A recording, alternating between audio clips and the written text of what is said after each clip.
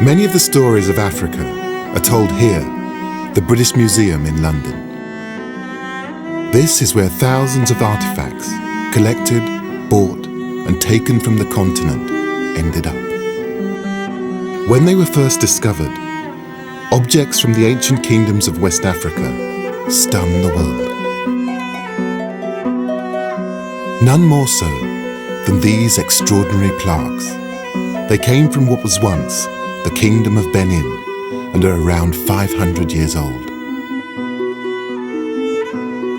When the British came upon these objects in 1897, they thought there's no way they could have been created by Africans. They were amazed at the detail and the intricacy.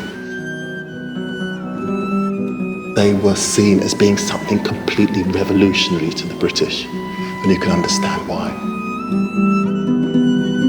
These aren't carvings, they're 16th century casts in copper-rich alloys of brass and bronze. Over 900 plaques are thought to have been made. To produce each one, the artist would need to know how to make and fire a clay mold, and how to melt the metals to pour into it. It's an incredibly difficult skill to master.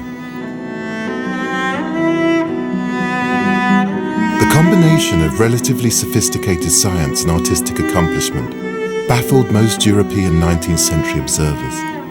They couldn't believe that so-called primitives had been capable of producing work of the same standard as their European contemporaries. These amazing objects just didn't match the Europeans' view of West Africans. The questions were, where did they get the technology to develop this amazing bronze work, and where did they find the materials? But the clues to how such artifacts were manufactured are there for the finding, and I think they will reveal much about the West African kingdoms that created them. I want to know why they were made, what they mean, and what that tells us about the time and place they were produced. And there are some symbols that seem to reoccur: the leopard, the snake, the crocodile, so obviously they were very important. I want to find out what they mean and why they were so important to these people. These recurring images remind me of the symbolic motifs in Renaissance art. I think they carry hidden layers of meaning beyond the understanding of the imperialistic Brits. So what do the bronzes tell us about the Kingdom of Benin and its power and its culture? And what does the technology required to make them tell us about pre-colonial West Africa?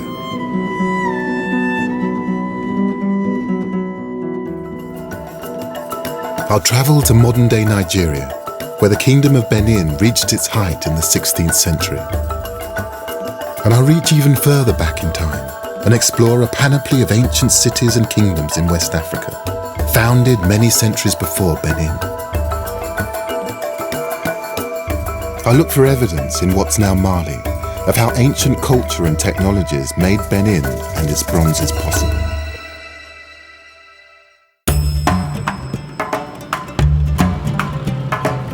The centre of power of the Kingdom of Benin was Benin City.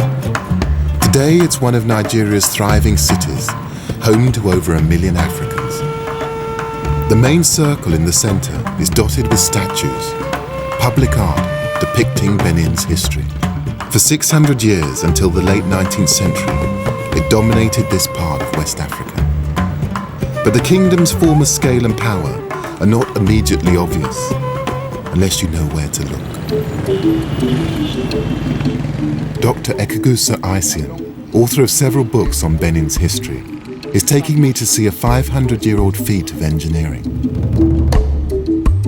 At the kingdom's height in the 16th century, a series of moats and earthen walls protected the city and its surrounding land. It was a defensive system that consisted of a ditch and then a rampart. What little survives is overgrown and barely recognizable. But archaeologists have found evidence of a vast network of trenches and walls up to 9 meters high. They zigzagged around the city area for an incredible 4,000 miles. Benin really was the capital of this part of Africa. That is the eastern part of the west coast of Africa. Benin was the principal town. It was an important center of the culture of this part of Africa. It was an important center of the political reach along this huge area of the eastern portion of the west coast of Africa. The kingdom was governed from a vast palace by a hereditary ruler, the Oba. And his subjects were animists, believers in the idea that souls and spirits existed not only in humans, but in animals, plants, and the earth itself. At its height, it exerted political, military, and economic control over an area stretching almost 40,000 square miles. In the 19th century, the British saw the kingdom as an opportunity to extend their influence in Africa. They established a trade agreement, but when Benin reneged on it, relations deteriorated.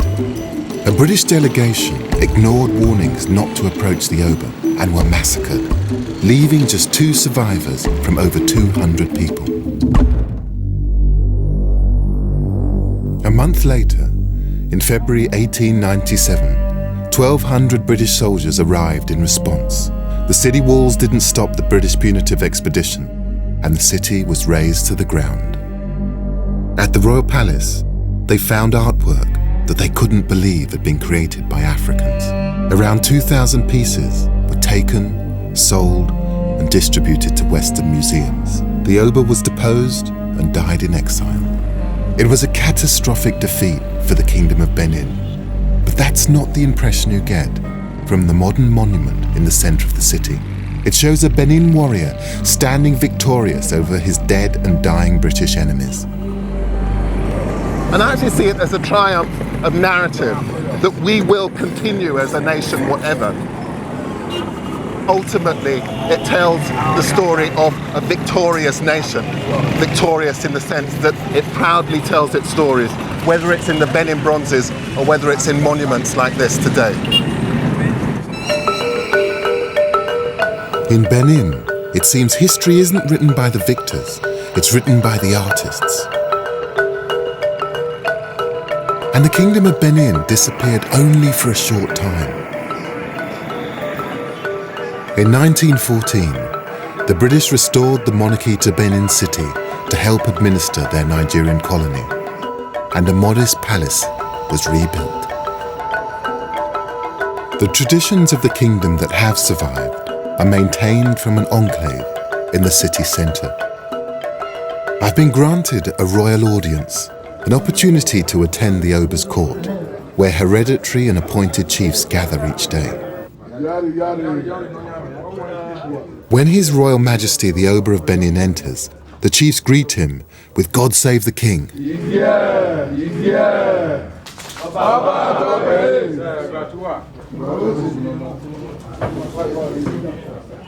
This is more than a symbolic institution. The Oba and his chiefs rule on issues brought to them by ordinary people. Their judgment carries authority here, and the kingdom exists in parallel with the Nigerian state. With a leopard at the Oba's feet and standard bearers at his side, it's like one of the Benin bronzes come to life.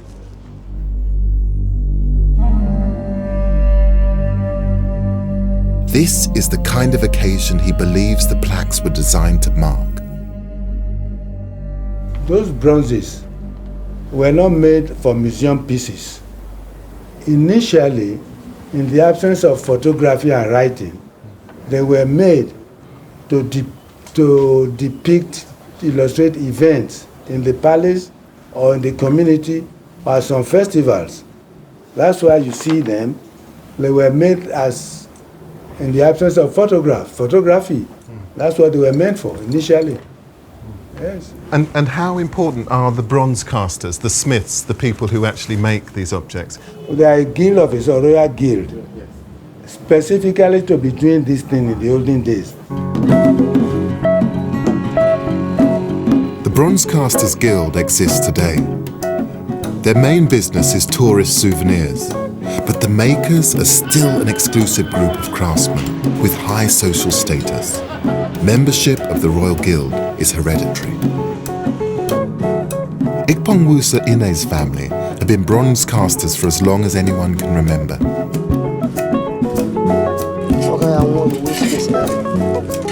And the skills that created the 16th century bronzes are still evident today. It's liquid, it's now liquid now. You can see the flame. Actually, is that Inside. The process begins with a simple clay shape to act as a core. So then you cover the core with wax? With wax. Then you start your details. The mouth, the nose, the eye. And then you cover it with the mud. With the mud? This is the soft mud which we use in covering them. So you cover the whole with the mud, soft mud, after the designing. The details in the wax will leave their impression on the clay mud. When the object is heated, the clay will harden and the wax will melt and drain out. Molten metal will fill the space left by the wax. Inside the fire is like this pot. And with this scrap metal, yes, you load this pot. In the 16th century, the craftsmen melted down copper bracelets brought by Portuguese traders to create brass and bronze. Nowadays, any metal seems to do. So you can put something like a car aerial It's scrap metal. Yeah. Then you put them in here. Then I put it inside the fire here.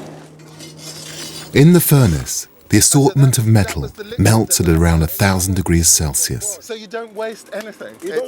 Ikpongwusa has some moulds that have been fired and the melted wax has been drained away. Now the molten metal can be poured in.